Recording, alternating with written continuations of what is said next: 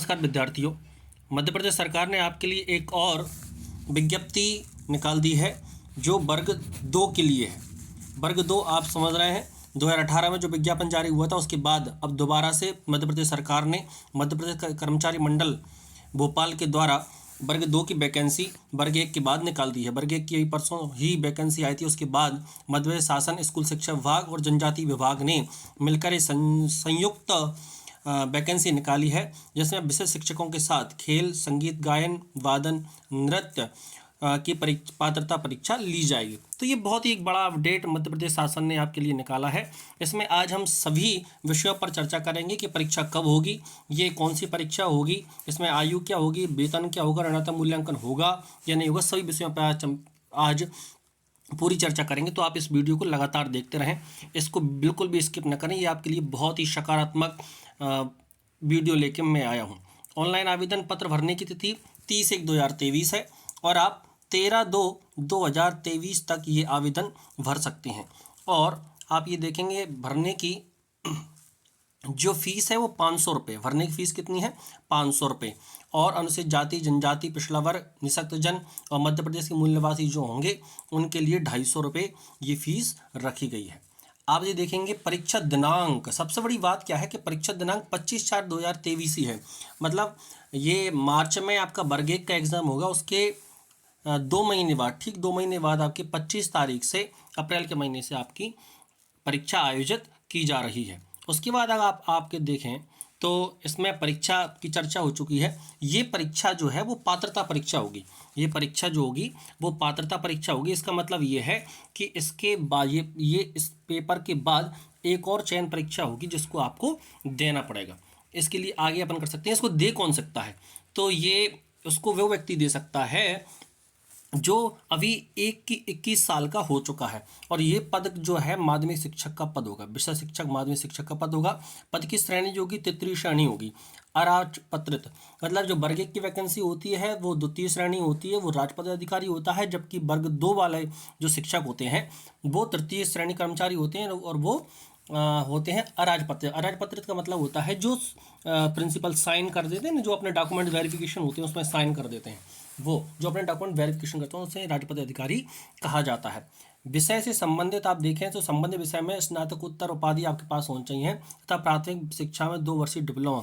मतलब आप BA या BSc पास होना चाहिए किसी भी स्ट्रीम से जिसमें आप आवेदन करना चाहते हैं, और साथ में B.Ed या D.Ed आपके पास होना चाहिए 50% अंकों के साथ।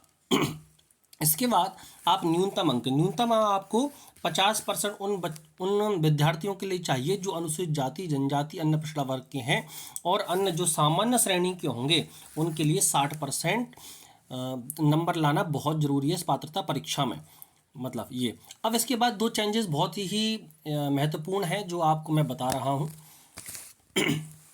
ये देखिए आप कि ये शिक्षक पात्रता परीक्षा की वैधता आजीवन रहेगी। मतलब आप अगर ये देना चाहते हैं तो इसकी वैधता आजीवन रहेगी। मतलब अब एक बार पात्रता परीक्षा में आप पास हो गए उसके बाद आपको ये नहीं देना है, ये इसकी बात होगी, ठीक है। और 2018 में जिसने पेपर दे रखा है उसके लिए ये परीक्षा में शामिल होना आवश्यक नहीं है। स्पष्ट दे रखा है कि उसके लिए परीक्षा में शामिल होना आवश्यक बिल्कुल भी नहीं है। ये दे रखा है, इसमें शामिल होने की आवश्यकता नहीं है बिल्कुल।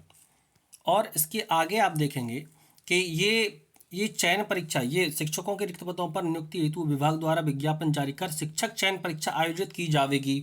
इसका मतलब ये है कि ये पात्रता परीक्षा है। ये कौन सी है? पात्रता परीक्षा है। ये वाली जो आप देंगे जब पात्रता परीक्षा होगी, इसके बाद चयन परीक्षा होगी जिसमें भी आपको पास होकर अच्छे नंबरों से पास होना है जिससे कि आप मेरिट सूची में आ सकें। ये दूसरी होगी परीक्षा दूसरी होगी। इसके बाद आप देखेंगे कि इसमें अंतिम वर्ष में अगर आप हैं तो अगर आप अंतिम वर्ष, अगर कोई परीक्षा आप दे रहे हैं, BA कर रहे हैं, B.Ed कर रहे हैं, तो आप अगर अंतिम वर्ष में हैं तो आप आवेदन कर सकते हैं। ये अंतिम वर्ष में भी आप आवेदन कर सकते हैं। बैठने की आपको अनुमति दे दी जाएगी।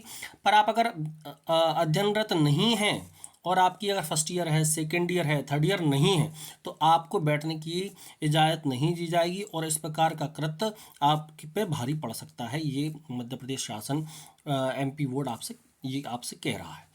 और आगे की आप देखें कि आयु के संबंध में चर्चा करें तो ये देखिए आप कि 1 जनवरी 2023 को आपकी आयु 21 वर्ष होना चाहिए। 1 जनवरी 2023 को आपकी आयु कितनी होनी चाहिए? 21 वर्ष आप पूर्ण कर लिए होंगे। ये बहुत आवश्यक है, 21 वर्ष के आप होना चाहिए।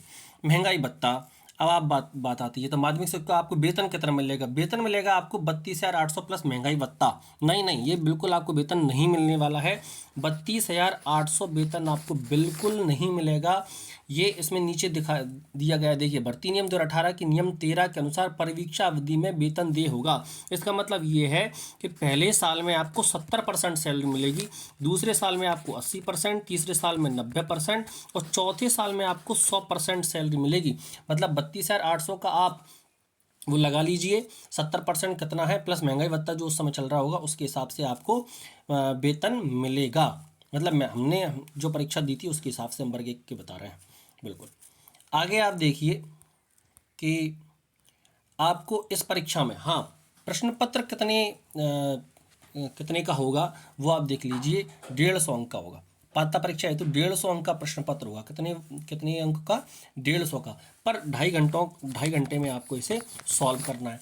पर पहले जो 2018 में हम लोगों ने पेपर दिया था उसमें जो पेपर आया था वो 150 अंक का ही था, लेकिन जो प्रश्न पत्र आए थे वो 50 नंबर के आए थे। सामान्य हिंदी, सामान्य अंग्रेजी, सामान्य ज्ञान व सामयिक घटनाएं, शिक्षा शास्त्र, ये थे 50 नंबर के।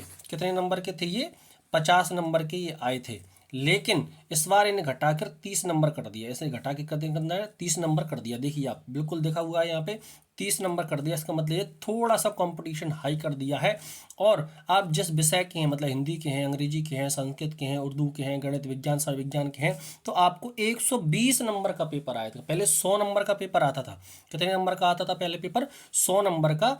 अब आपको 120 नंबर का पेपर देना पड़ेगा। ये बहुत ही थोड़ा सा टफ हो गया है क्योंकि आप विषय विशेषज्ञ बनने वाले हैं, तो आपको 120 नंबर का पेपर देना पड़ेगा। ये बहुत ही एक टिपिकल चीज़ आ गई है। तो ये बहुत ही आवश्यक, मैंने महत्वपूर्ण जानकारी आपको बता दी। मुझे लगता है कि आपके सारे डाउट क्लियर हो गए हैं, और किसी प्रकार का आपको डाउट है तो प्लीज़ कमेंट बॉक्स में हमें बता दें।